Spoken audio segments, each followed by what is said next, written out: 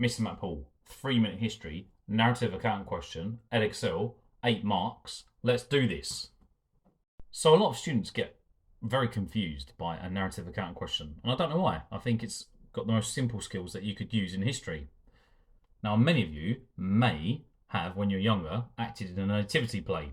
In that play, you would have a narrator. So a narrative account is simply a story. But in history, we're not doing any creative writing. We're writing about facts. So instead of having a beginning, middle, and an end, instead what we have are causes, events, and consequences. It's very important. It's a very good idea to approach your answer in this way. Also, don't write too much for the causes because you won't get too many marks for that. It's also a really, really good idea to use connectors in your writing to link your ideas. So for your causes, you could write firstly, or to begin with. As you move into your events, you could write as a result of this, or this prompted.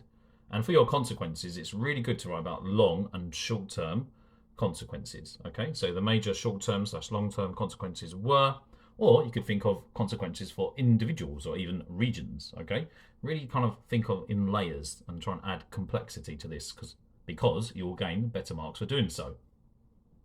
I also want to point something important out. Okay, now a lot of students lose confidence if they don't understand one of those bullet points. But don't worry about that because the examiner often puts one of the bullet points which they think you won't know.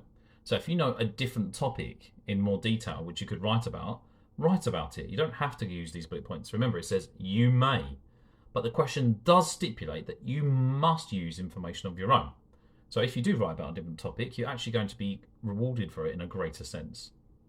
So here's a handy hint. You don't actually have to write too much for the causes. So I'd start this narrative account by writing, firstly, the great powers, the USSR, USA, and Britain were on the verge of defeating Germany and needed to meet to decide what the post-war settlement was going to be.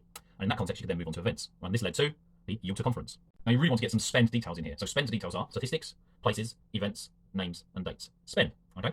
Now you write about key individuals who attended, such as Churchill, Roosevelt, and Stalin. So those are really good details you can put in for the Yalta Conference. You also want to discuss the consequences of that conference and what happened. I'm not actually going to read through these, but here are various consequences. Germany was divided into 4, Berlin was divided into 4, the Soviet Union agreed to fight against Japan. Okay, and then you need to move on to a different piece of information. But because this is from 1945 and Comintern Cominform is 1947, I would move on perhaps to the Iron Curtain speech. That might be a good place. 1946. So, for example, if I was writing the next paragraph, the kind of events we could write as a result of the Soviet Union expanding its reach into Eastern Europe, Winston Churchill made the Iron Curtain speech. This was made in Fulton, Missouri, with the full backing of Truman, who was a lot more hostile to communism than Roosevelt, and this increased tensions between the Soviet Union and the USA. I would then move on to my last paragraph and write about the consequences of this, and I'd say that there was a harsh division in Europe, okay, with the Eastern Bloc on one side and a Western pro-American bloc on the other, and we could write about such things as the Truman Doctrine, the Marshall Plan, Comecon, Cominform. These would be great things to write about. So I think you've got a really good idea of how to write and answer for a narrative account and the kind of topics for this particular question. I hope that was helpful.